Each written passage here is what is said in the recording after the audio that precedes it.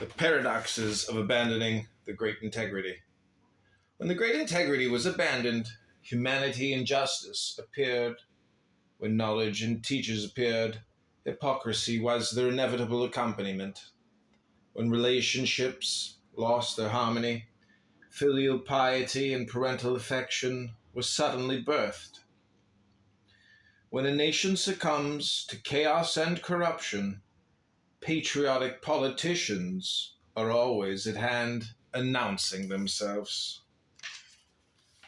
Verse 18 commentary. When civilization exchanged the great integrity for the universal fragmentation of all entities, integrity was sacrificed at the altar of measuring and pricing each fragment.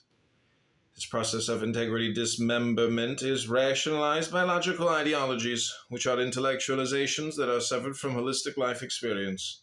Accordingly, Lao Tzu ignores these vested, static, logical illusions, preferring to speak in the paradoxical language of processes and transformations.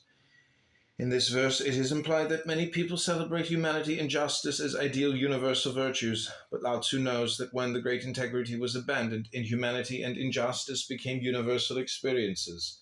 He also reminds us that we have come to know humanity only as a release from the inhumanity that dominates life. In fact, there can be no awareness of humanity without inhumanity, no justice without injustice, right without wrong. As verse 2 relativity points out, we know beauty because there is ugly and good because there is evil. The great integrity does not know justice because it does not know injustice.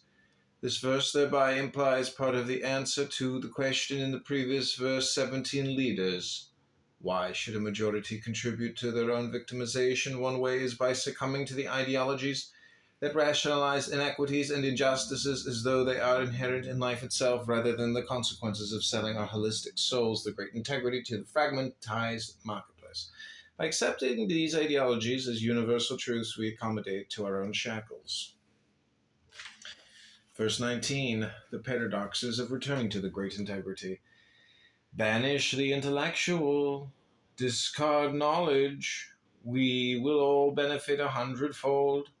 Eliminate all institutions of charity and justice. We can then return to our natural love for each other. Let everyone be released from our addictions to shrewdness and profit. Then thievery will disappear. These three negate the great integrity, but to negate these negations is insufficient. 3 affirmations are also necessary. The first is to embrace simplicity and integrity. The second is to consume only the needs of our body and soul. The third is to allow our love and concern for others to define our